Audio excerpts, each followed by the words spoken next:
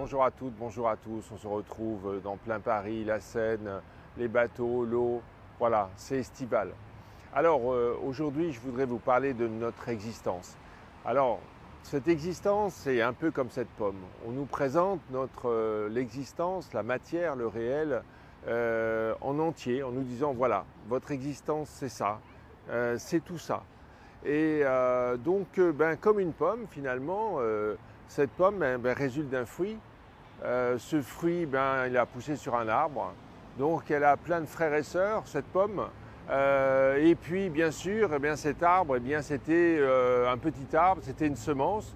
Donc, finalement, cette pomme a un héritage, comme vous et moi. Voilà. Donc, ça pourrait être que ça, la réalité, que ça, notre vie. Une pomme, une réalité entière. Eh bien, c'est pas si sûr, parce que cette pomme, en fait, on sait que la matière est créée par de l'énergie qui se densifie. Donc, finalement, cette pomme, c'est de l'énergie. C'est de l'énergie qui a été densifiée. Alors, en fait, le problème maintenant, ça serait de comprendre l'énergie. L'énergie vient d'où? Ok, l'énergie crée la matière, l'énergie crée cette pomme. Mais l'énergie vient d'où? L'énergie vitale. Alors on le sait que cette énergie vitale, elle suit des drôles de règles. Parce que quand on est déprimé, on mange, on dort, beaucoup en général, et pour autant, on n'arrête pas d'être fatigué. Et puis inversement, quand on a un beau projet dans la tête et qu'on est très actif, là par contre on dort peu et on n'est pas fatigué. Alors comment se crée cette énergie vitale? C'est vraiment un peu mystérieux. Y aurait-il des choses avant? Alors, c'est mes propos d'aujourd'hui.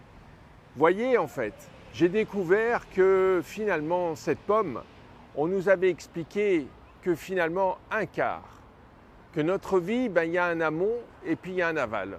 Donc, on n'a qu'un quartier.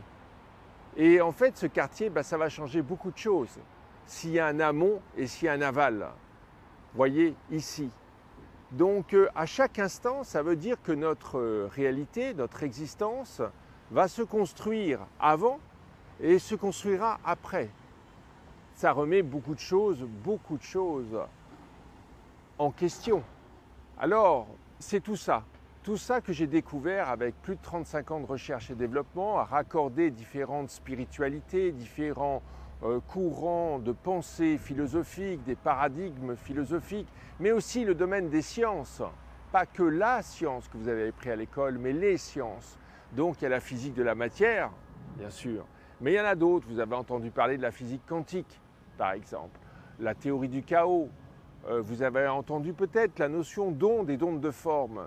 Donc c'est absolument passionnant. Mais la grande question, c'est comment on a pu seulement nous présenter un quart de la pomme comme toute la pomme. Comment, en fait, ces enseignements des anciens, les Sumériens, les Atlantes, les Mayas, les médecines ancestrales chinoises, indiennes et autres, ces scientifiques de toutes les époques, comment on a pu oublier tout cela ou nous faire oublier tout cela? Alors c'est vrai que ça change tout. Mais le fait d'avoir compris que, en fait, pour que ceci existe, il faut que le reste de la pomme existe, ça nous fait comprendre en fait que notre existence, d'abord, naît à chaque instant de l'impalpable, de l'invisible. Et en fait, dans tous mes travaux, j'ai compris que si on passe 20 ans en enseignement dans les écoles, dans les universités à comprendre la matière, à comprendre ces lois, ces mathématiques, en fait, ici, c'est pareil. Il y en a. C'est très organisé. C'est absolument merveilleux. Et effectivement, on est un système en nous. On n'est pas un, mais plusieurs uns. J'aurais pu prendre un couteau et couper ça encore en quarts. Il y aurait eu 4 quarts, finalement. Oui, on est plusieurs uns. Et ces plusieurs uns, en fait, protègent notre âme. Protègent notre lumière. Parce que finalement, on est là pour nous élever. Et en fait, il faut protéger nos lumières intérieures. C'est nos autoroutes, finalement, qui relient tous ces uns, tous ces êtres gardiens de notre âme et qui, en même temps, l'âme, c'est celui qui fait circuler le flux de la vie. Oui, comment on a pu oublier tout cela ou comment on a pu nous faire oublier? C'est évident que quand on connaît que cela, et la physique associée à cela, alors notre existence a du mal à être comprise. D'autant plus dans un monde maintenant où on a la matière, bien sûr, on a des tables, des chaises, des ordinateurs, un téléphone, une maison, des routes, des voitures, des vélos, etc. Mais on a aussi le monde digital, le monde numérique, le monde des technologies que l'on ne voit pas, avec toute cette ribambelle de vocabulaire de l'informe, l'information. Mais c'est aussi qu'est-ce que la conscience, l'inconscience, qu'est-ce que la mémoire, les concepts, l'intelligence économique, l'intelligence biologique, l'intelligence artificielle. Qu'est-ce que ces notions qui n'ont pas de forme, qui se mettent devant nos yeux?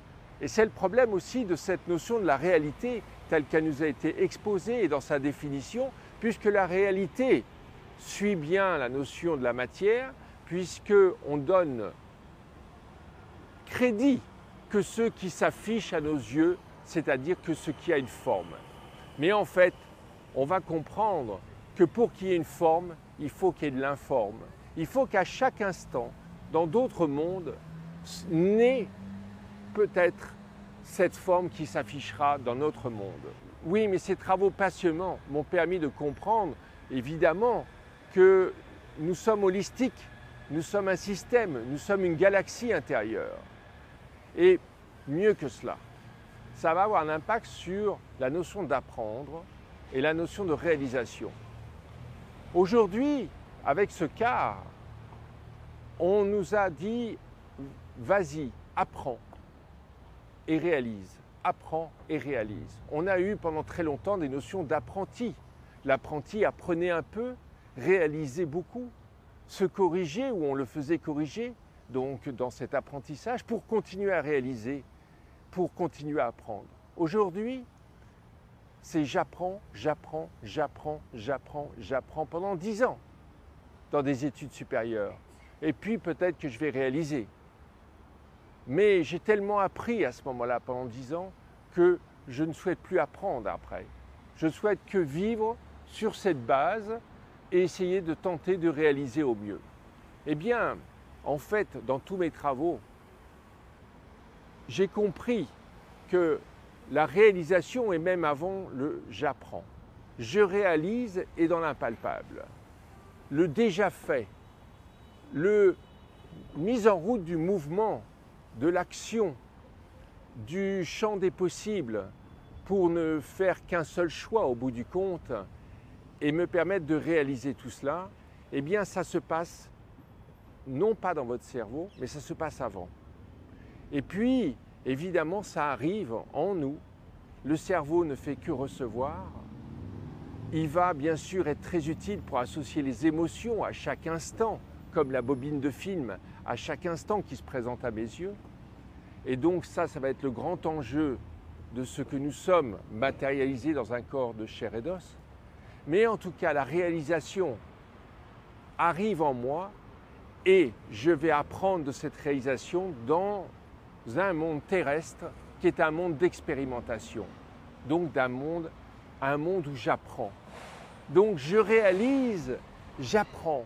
Je réalise, j'apprends. Et la réalisation est avant et la réalisation est dans l'impalpable et l'invisible. Mais en fait, dans des êtres de votre multi-être, dans des uns qui fabriquent ce que vous êtes en entier. Il n'y a pas en fait des uns qui sont étrangers. Tout ça est en vous.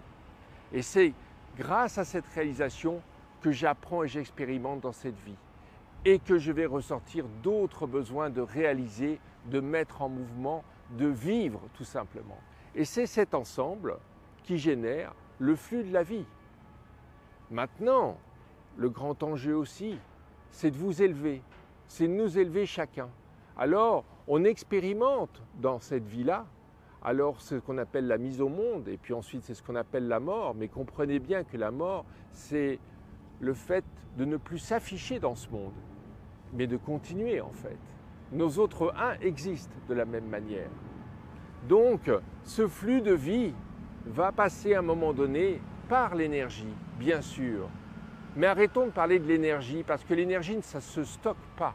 Il faut que vous appreniez à créer cette énergie vitale comme une dynamo d'un vélo et non pas d'avoir un système extérieur.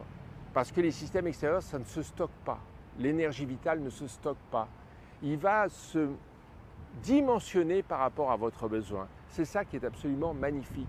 Et si votre flux de vie fonctionne normalement et avec force, eh bien, cette énergie vitale, évidemment, va vous alimenter dans ce que l'on appelle votre forme et le maintien de cette forme. Vous pourrez dire plus facilement « je suis en forme » et savoir un peu mieux ce que ça représente. Parce qu'on sait que quand on n'est pas bien en forme, on sait que sa forme se perd. On a la paupière qui tombe un peu, les cheveux on a du mal à se coiffer. Voilà. Donc, c'est un ensemble. Alors, ce sont tous mes travaux, les dispositifs au sens, bien évidemment, appliquent tout cela. Et c'est vraiment fondamental de comprendre et de reconstituer en vous. Alors, c'est une démarche, bien sûr. Aujourd'hui, votre conscience, c'est que ça. L'inconscience, c'est une conscience oubliée. C'est l'autre partie. À vous de faire en sorte que maintenant, votre conscience actuelle puisse s'étendre sur les autres 3/4 parties de cette pomme pour augmenter cette conscience. Vous savez, on dit souvent « science sans conscience n'est que ruine de l'âme ». Bien sûr, une conscience restreinte sur une science restreinte, c'est un problème aussi. Alors augmentez votre conscience et vous augmenterez la compréhension des sciences. Et ces sciences, en fait, qui, avec de nouvelles lois pour vous, dans votre psychique, dans votre cerveau, votre cérébral, votre mental, eh bien, en fait, sont déjà totalement compris parce que n'oubliez pas que vous êtes déjà mort plusieurs fois, déjà né plusieurs fois, sous différentes formes, parce que, en fait, au bout du compte, on doit tous s'élever. Merci à toutes et à tous et bel été.